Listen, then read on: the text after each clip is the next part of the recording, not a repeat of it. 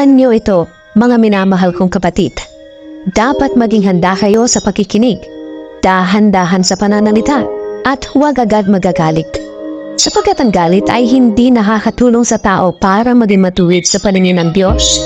Kaya talikuran niyo na ang lahat ng kasamaan at maruruming gawain, at tanggapin na may pagpapakumbaba ang salita ng Diyos na itinanim sa inyong puso na siyang makapagliligtas sa inyo.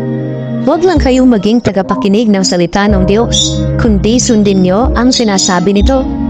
Dahil kung hindi, dinadaya niyo lang ang sarili ninyo.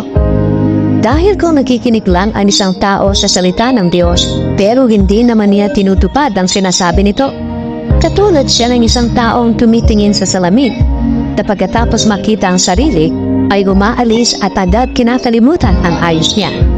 Ngunit ang taong nagsasaliksik at tumutupad sa kautosang ganap na nagpapalaya at hindi tagapakinig lang na nakakalimot agad, ay ang taong pagpapalain